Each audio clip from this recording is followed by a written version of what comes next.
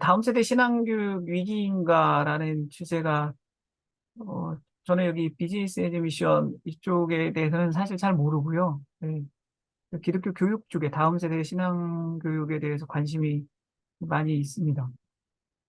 근데 다음 세대 신앙교육에 대한 위기라고 질문했을 때 지금 위기가 아니다라고 대답하는 분은 한 분도 안 계신 것 같습니다.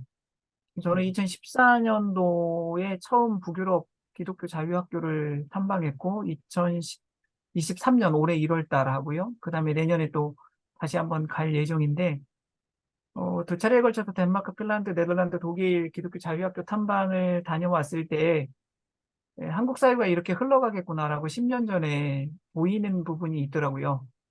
그것이, 세 가지였습니다. 유럽 사회가 인구 감소가 있었고요. 한국처럼. 1.2명 정도 됐다가 다시 상승한 걸로 알고 있고, 두 번째가 기독교가 급격히 쇠퇴했다는 점, 그 다음에 셋째가 세속화가 강하게 증가하고 있다는 것. 그것이 2014년도에 제가 처음 북유럽 기독교 자유학교를 탐방했을 때 그곳 현장에서의 그 부모, 교사들의 이야기였습니다. 한국도 곧 조만간 이것이 다가오겠구나라고 생각을 하고 그러면 어떻게 그걸 대비해야 할까라는 고민을 했습니다. 어, 우리는 닥칠 일이었고 그들은 겪은 일이었기 때문에 제가 찾은 결론은 그들이 한 방법을 따라가면 되겠다라는 생각이었죠. 그래서 북유럽의 기독교 교육적 답이 있는가라는 하나 질문하고 그다음에 또 하나 일반 사회에서의 그 교육적 답이 또 그 안에 있는가 이 두 가지 질문을 했을 때 북유럽의 기독교 자유학교에 두 가지 답이 다 있었습니다. 하나는 기독교 가치에 따라서 정체성을 유지하도록 하는 교육이 대비가 돼 있었고, 또 사회변화, 특히 이제 한국 사회에 급격히 많이 이야기되었던 것들이 AI와 그 4차 산업혁명에 따른 교육 변화 이야기를 할 때 대부분의 교육자들과 미래학자 또 기업가들까지도 북유럽의 그 자유학교를 얘기하고 있더라고요.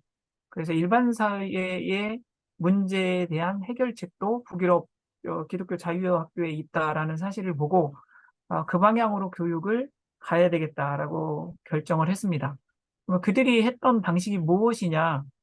거의 10년 동안 지금 계속 가면서 배워가고 알아가고 있는 과정에서 하나의 말로 정의한다면 공통의 언어를 사용한다라고 말할 수 있었습니다.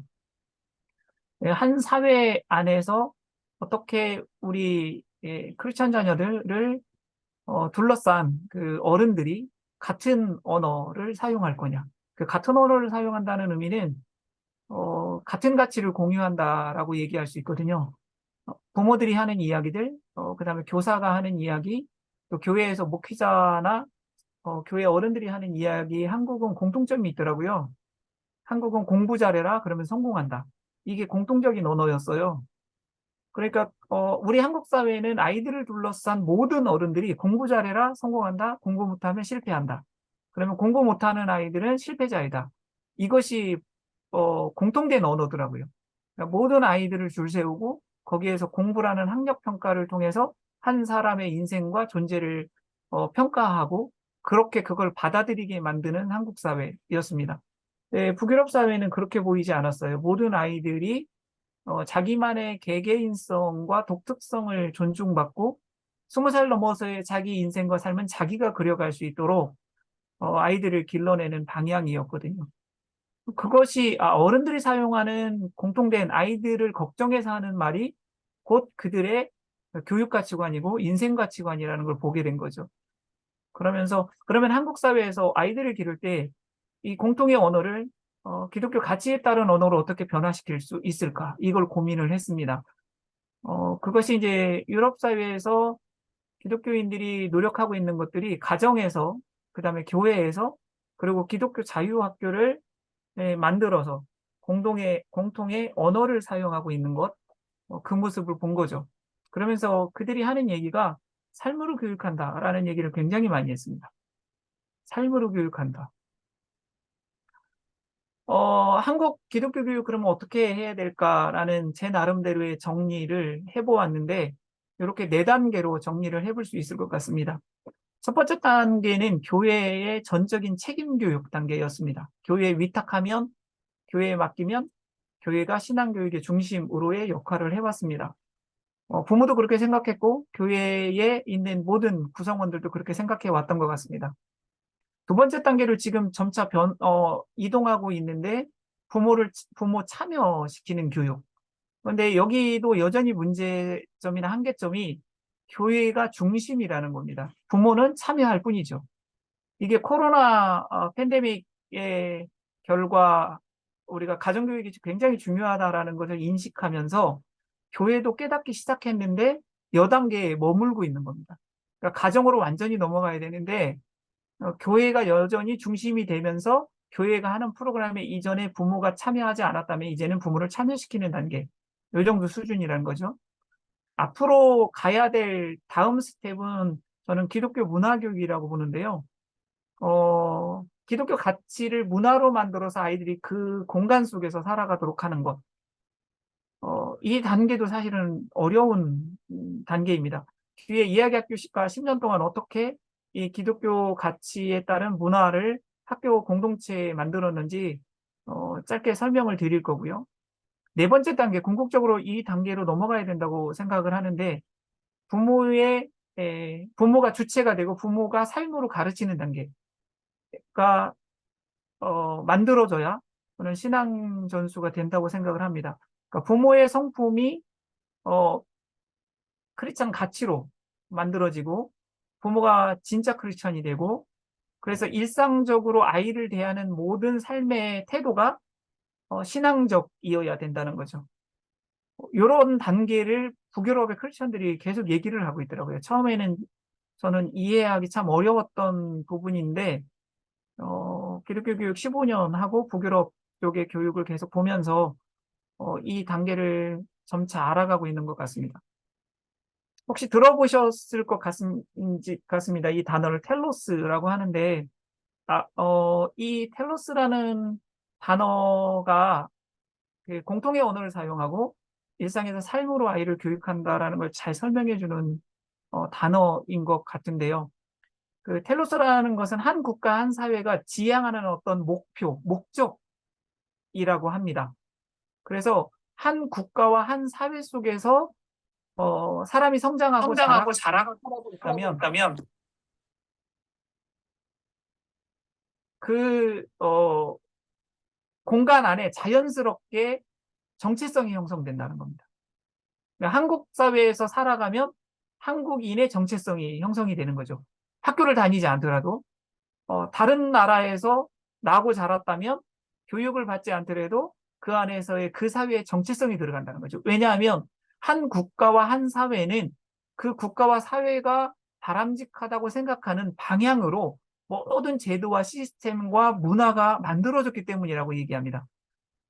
그래서 이 텔로스, 특히 한국 사회의 이 텔로스가 무엇일까를 고민해야 되고요.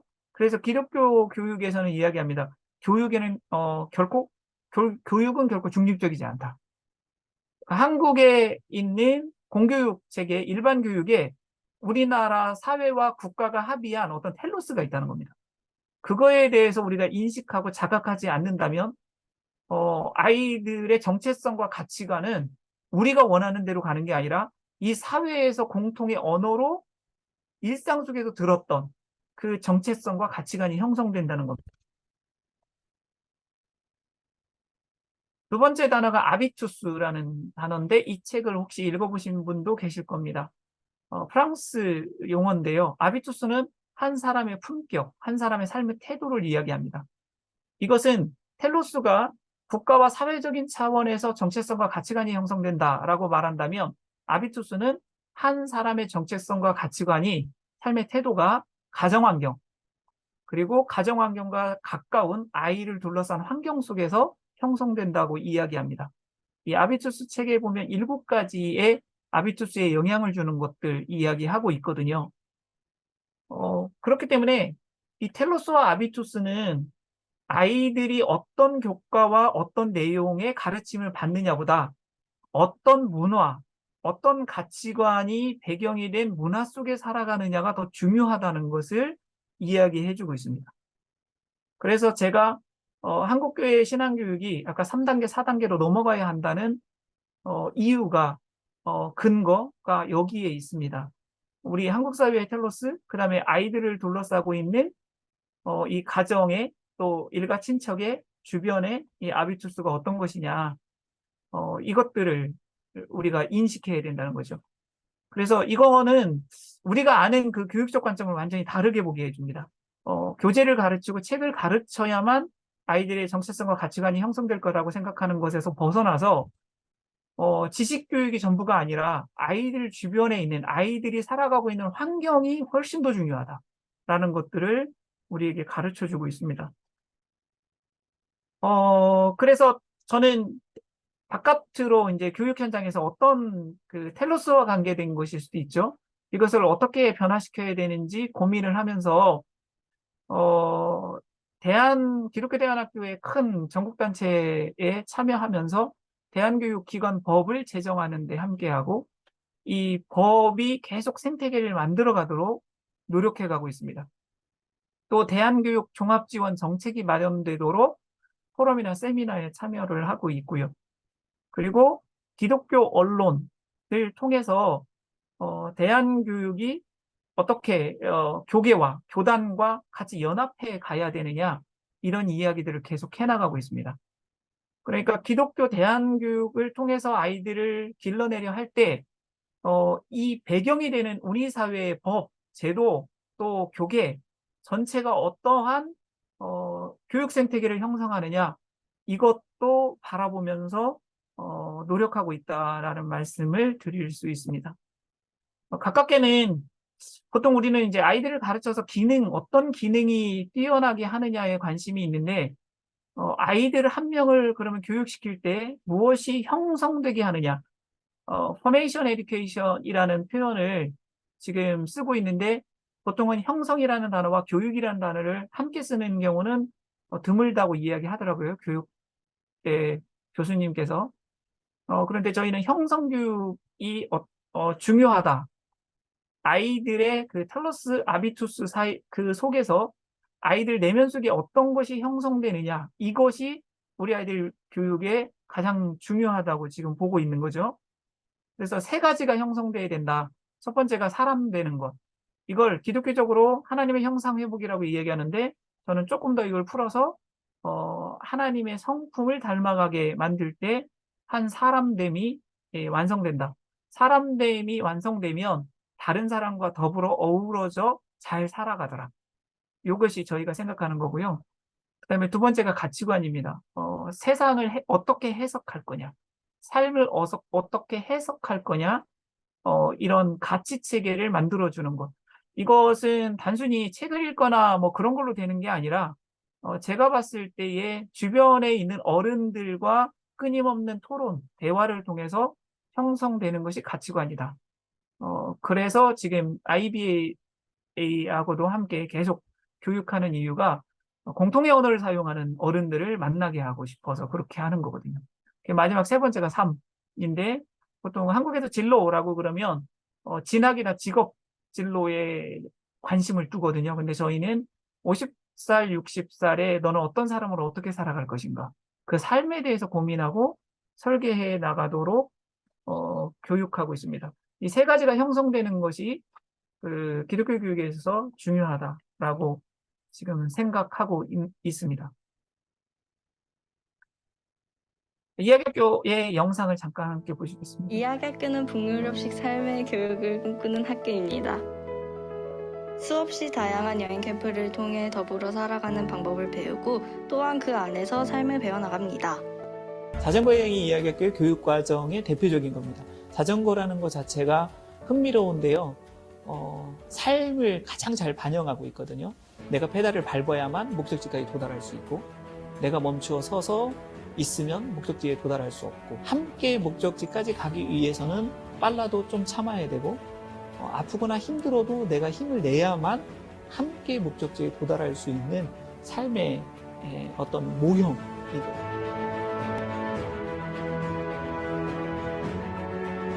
자신의 재능과 역량을 키우고 기독교적 가치를 성장시킵니다. 다양한 분야의 활동을 하며 생각의 폭을 넓히고 학기 말 면담을 통해 자신의 삶을 되돌아봅니다.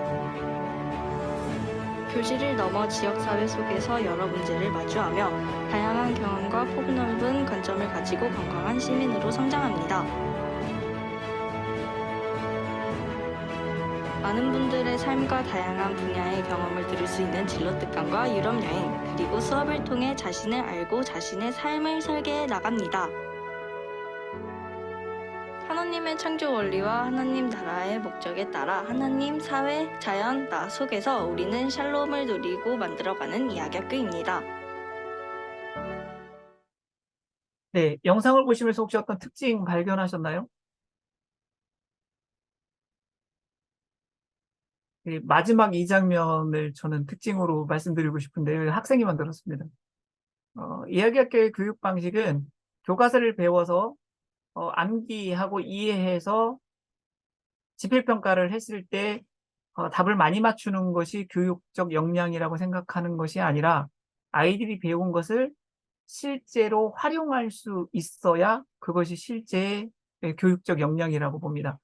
그래서 이야기학교의 이 홍보의 영상은 순수하게 아이들이 제작한 겁니다. 이런 교육 방식이 좀 다르게 접근하는 거죠. 일반 사회하고. 이야기학교는 2009년도에 설립이 됐고요.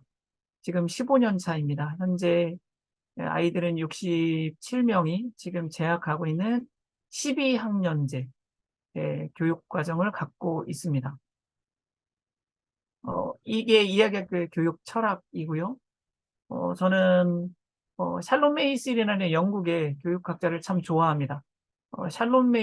한국에서의 교육은 보통 지적인 지식과 정보를 넣어주는 교육이 교육의 전부라고 생각하는데 샬롬 메이슨이 교육자로서의 주장한 것은 정신적으로 풍요로운 삶을 살아가는 사람을 만드는 것이 기독교 교육이다. 이렇게 표현하거든요. 그러면서 정신적으로 풍요로운 삶을 살기 위해서는 하나님과 관련된 과목, 사람과 관련된, 사회와 관련된 과목, 자연과 더불어 살아가는 그런 교육들, 이것이 종합적으로 이루어져야 된다고 이야기합니다. 그래서 이야기학교 교육과정은 이걸 다 포함하도록 교육과정이 짜여져 있습니다. 이야기학교의 독특한 그 교육 과정인데요. 이것이 지금 저희는 세 가지를 아이들한테 성장하도록 하고 있고요. 더불어 살아가는 아이들, 진로 설계하는 아이들, 샬롬의 의식을 갖는 아이들, 그리고 왼쪽에 보시면 저희는 연령 통합을 하고 있습니다. 그러니까 1학년, 2학년이 통합반, 3학년, 4학년 통합반, 5학년, 6학년 통합반, 7학년, 8학년 통합반, 거기에 9학년부터 12학년이 4개 학년이 통합반입니다. 그래서 연령 통합을 통해서 교육이 일어나도록 하고 있는 독특한 구조를 가지고 있고요. 9학년 이상부터는 크레딧 제도라는 그런 제도를 지금 만들어가고 있습니다. 크레딧 제도는 자기주도성, 자기관리 능력, 그리고 진로 설계를 해나가도록 지금 하고 있는데요. 수업을 세 가지로 구성합니다. 선생님이 개설한 수업, 그 다음에 학생이 직접 개설하는 수업, 그리고 서울 도심지에서 지역에 있는 아이들의 특성을 살릴 수 있는 그런 교육 공간을 이용해서 수업하는, 교육하는 것도 학점으로 인정을 합니다. 그래서 아이들의 미래를 설계하는 데 있어서 자기가 주도적으로 자기의 시간들을 설계해 나가도록 9학년부터는 그렇게 교육을 지금 진행해 가고 있습니다. 이야기학교가 지금 교육하는 과정에 있어서 10년 동안은 비인지적 교육 과정이라 그래서 교과 중심 내용보다는 아까 문화 만들기에 집중했습니다. 한국의 컬처. 예를 들면 저희 학교에서는 피드백 능력이 굉장히 강합니다. 성찰 능력을 길러주기 위해서인데요. 한 아이가 사랑의 마음으로 다른 사람을 객관적으로 거울처럼 반영해준다. 다른 상대방의 성숙을 위해서, 성장을 위해서. 이런 피드백 문화가 엄청나게 강한 문화를 만들었습니다. 그럴 때 우려되는 것이 한 사람을 공격하는 거 아니냐.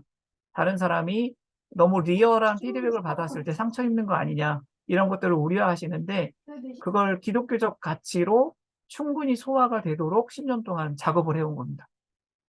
이런 문화 형성의 기간을 10년 동안 가진 다음에 지금 이 그림은 앞으로 10년 동안은 기독교 교육 과정, 아까 말씀드린 형성 교육 과정이 체계화되도록 하는 그런 작업들을 하고 있습니다. 북유럽의 기독교 자유학교에 가서 물어봤거든요. 당신들은 어떻게 교육을 합니까? 그랬더니 대답이 이거였어요. 크리스천 교사가 교육하는 것이 기독교 교육이래요. 그래서 정답이긴 한데 참 황당했어요. 당혹스럽고. 매뉴얼이 없다는 거예요. 크리스천 교사가 가르치는 것이 교육이라고 하니까. 근데 이해되는 건 600년 종교개혁의 역사가 거기는 축적이 돼 있거든요. 그래서 굉장히 많은 그 다양한 세계들에 대해서 기독교적 해석 아니면 기독교적 자료들이 풍부한 거예요. 그리고 그 배경 속에서 크리스천 교사들이 자랐고 때문에 어떤 교재와 어떤 교과서를 갖다 놓더라도 크리스천 교사들이 그걸 기독교적 관점으로 해석해서 충분히 전달이 가능한 거죠. 근데 한국 사회에서는 그게 안 돼 있기 때문에 저희는 북미 쪽에서 TFT라고 하는 변혁을 위한 교육 이것을 지금 징검다리 삼아서 북유럽 쪽의 교육을 지금 추구하고 따라가고 있습니다.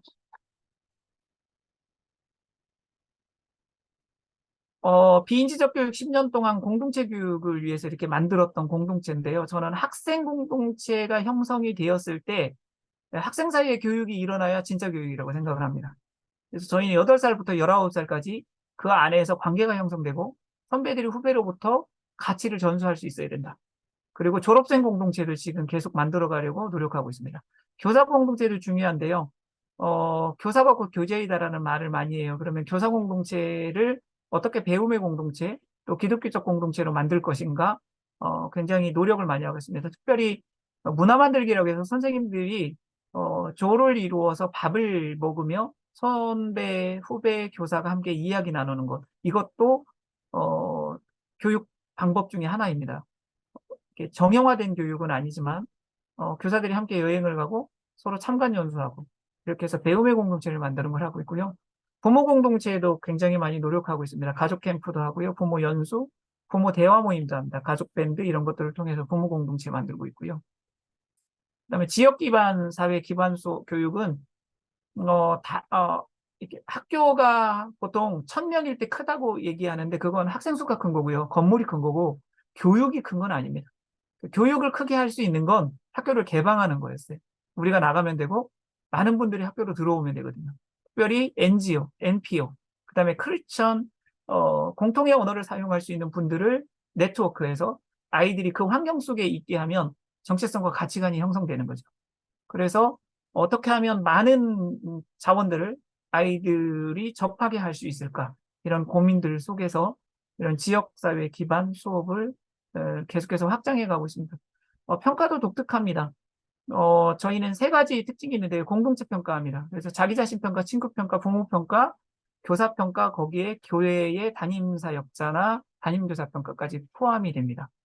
개인별 평가가 일어나고요. 전인적 평가를 합니다. 저희 학교의 평가 중에 가장 꽃은 뭐냐면 면담 평가입니다. 학생 한 명에 교사 7명이 참여하는 면담 평가를 합니다. 뭐 자세히 다 설명드릴 수는 없고요. 아마 이런 내용도 일반 교육에서는 들어보지 않은 내용일 거라고 생각합니다. 그리고 생활교육이 굉장히 중요한데요. 회복적 정의 생활교육이라서 저는 이제 회복적 교육이라는 표현을 쓰는데 교육이 회복돼야 될 원형이 있다고 생각하거든요. 그건 하나님의 창조 원리로 세워진 교육.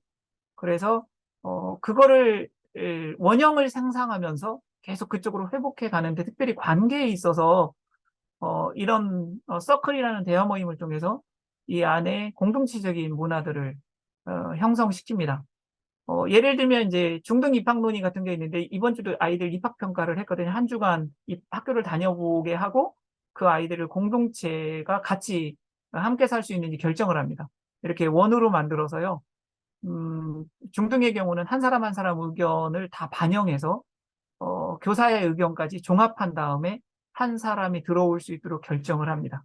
그 입학 기준에 대해서도 늘 우리가 함께 살아갈 수 있는 기준이 너무 높지 않을 수 있도록 누군가의 허들을 높게 하면 안 된다라는 가치를 가지고 이런 것들을 아이들과 함께 논의하면서 교사만 한 학생의 입학을 허락하는 그런 상황은 아닙니다. 네, 이 정도로 좀 간단하게 설명을 드린 것 같습니다. 네, 들어주셔서 감사합니다.